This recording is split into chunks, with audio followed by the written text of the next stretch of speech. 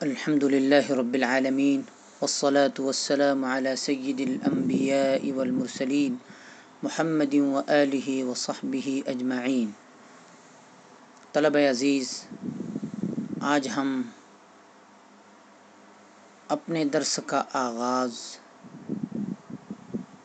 شان نزول آیات اس عنوان سے کر رہے ہیں۔ شان نزول آیات، یہ آیات جو ہم نے ابھی پڑھی ہیں، ان آیات کا شان نزول ہے، لہذا شان نزول کو بغور سماعت فرمائیں۔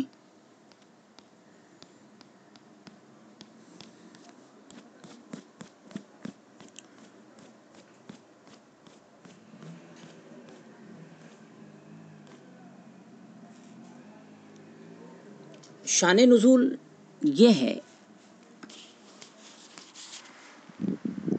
کہ کفار قریش کا تجارتی قافلہ، جس کا سردار ابو سفیان تھا، یہ اس وقت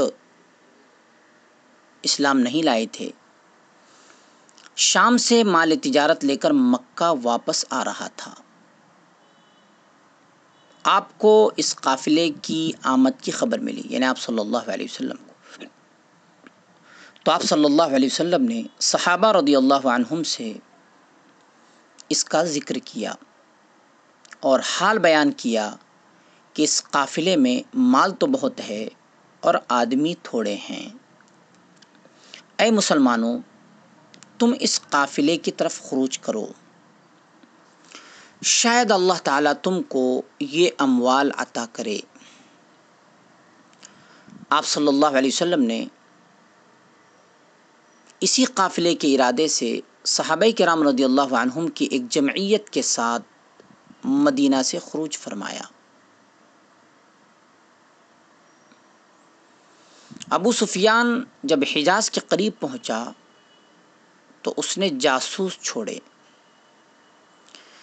کیونکہ غزوہ بدر سے پہلے ہی حضرت صلی اللہ علیہ وسلم کی طرف سے سرایا کا سلسلہ جاری ہو چکا تھا۔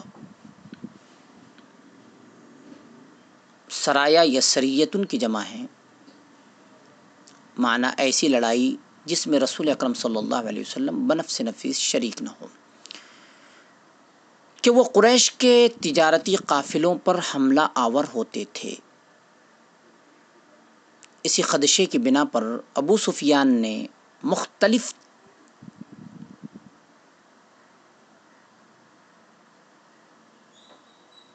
طریقوں سے جاسوس روانہ کیے اور راستے میں جو قافلہ ملتا اس سے حال پوچھتا کہ مبادا مسلمان اس کے قافلے پر حملہ کر دیں، یہاں تک کہ اس کو کسی قافلے کے ذریعے یہ خبر ملی کہ حضرت صلی اللہ علیہ وسلم تیرے قافلے پر حملہ کرنے کے لیے صحابہ کرام رضی اللہ عنہم کی ایک جماعت کے ساتھ مدینہ روانہ ہو گئے ہیں۔ ابو سفیان نے اسی وقت زمزم بن عمرو غفاری کو اجرت دے کر مکہ کی طرف دوڑایا اور یہ پیغام دیا کہ مکہ میں جا کر یہ اعلان کر دے کہ اے قریش، جلد از جلد تم اپنے قافلے کے بچانے کے لیے نکلو۔ جب اہل مکہ کو یہ خبر پہنچی تو ابو جہل ایک بڑا لشکر اپنے ساتھ لے کر قافلے والوں کی مدد کے لیے روانہ ہوا، مگر ابو سفیان دوسرا راستہ اختیار کر کے قافلے کو مسلمانوں کی زد سے بچا کر نکل گیا۔ لیکن ابو جہل لڑائی کے ارادے سے مقام بدر پر پہنچا۔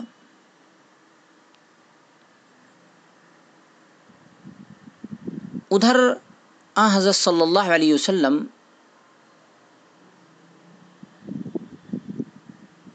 ایک وادی میں تشریف فرما تھے کہ جبرائیل امین علیہ الصلاۃ والسلام وحی لے کر آئے اور آپ کو ابو جہل کے لشکر کے آنے کی ساری اطلاع دی۔ حضرت صلی اللہ علیہ وسلم نے صحابہ رضی اللہ عنہم سے فرمایا کہ حال یہ ہے کہ ادھر سے تو قافلہ آتا ہے اور ادھر سے لشکر، تم قافلے سے مقابلہ پسند کرتے ہو یا لشکر کفار سے مقاتلہ اور محاربہ پسند کرتے ہو، یعنی جنگ کرنا پسند کرتے ہو؟ یہ سن کر مسلمانوں میں کچھ اختلاف رائے ہوا۔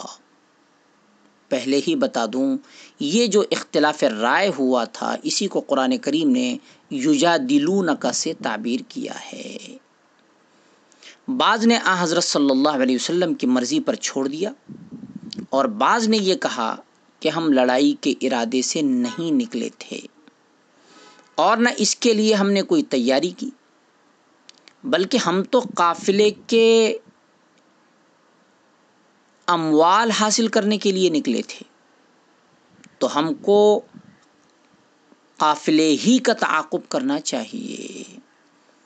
آپ صلی اللہ علیہ وسلم اس بات سے رنجیدہ ہوئے تو حضرت ابو بکر رضی اللہ تعالیٰ عنہ اور حضرت عمر رضی اللہ تعالیٰ عنہ اور حضرت مقداد اور حضرت سعد بن معاذ رضی اللہ تعالیٰ عنہ نے اس موقع پر اطاعت آمیز اور جانثارانہ تقریریں کی اور دل و جان سے لڑائی پر آمادگی ظاہر کی، اور سعد بن معاذ رضی اللہ تعالیٰ عنہ نے عرض کیا، یا رسول اللہ، ہم آپ کے مطیع اور فرما بردار ہیں، اللہ نے آپ کو جو حکم دیا ہے ویسا ہی کیجیے، خدا کی قسم اگر آپ ہم کو دریا میں گھس جانے کا حکم دیں گے تو ہم دریا میں گھس پڑیں گے اور ایک آدمی بھی ہم میں سے پیچھے نہ رہے گا، اور ہم دشمن کے مقابلے سے ذرہ برابر ناخوش نہیں، ہم لڑائی کے وقت بڑے صابر اور ثابت قدم ہیں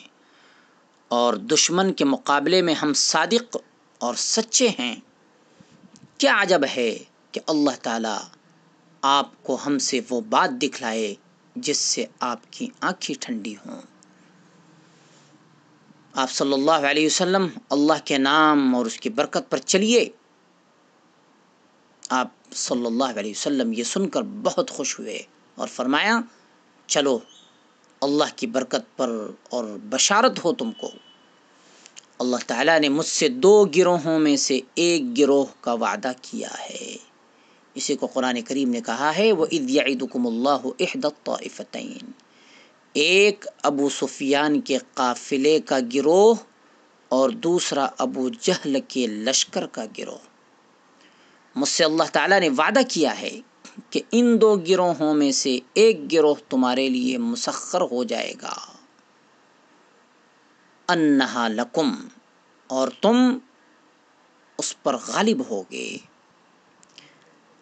غرض یہ کہ بعض مسلمانوں کو بوجہ بے سر و سامانی کے اور بوجہ آسانی کے یہ خیال تھا کہ لڑائی نہ ہو۔ ظاہر سی بات ہے، کوئی ساز و سامان، لڑائی کے ہتھیار وغیرہ کچھ بھی نہیں تھا، اس لیے وہ لڑائی کے لیے تیار نہیں ہوئے، اور قافلے کا مال کثیر ان کے ہاتھ آ جائے، اور اللہ اس کے رسول کو یہ منظور تھا کہ کفر کا زور ٹوٹ جائے اور مسلمانوں کی دھاک کافروں کے دل میں بیٹھ جائے، کیونکہ اگر قافلے پر حملہ کیا گیا تو صرف مال تو ہاتھ آ جائے گا مگر کفر کی کمر نہیں ٹوٹے گی۔ اس لیے آپ صلی اللہ علیہ وسلم نے ابو جہل کے مقابلے کو ترجیح دی۔ آئندہ آیات میں اسی بات کا ذکر ہے۔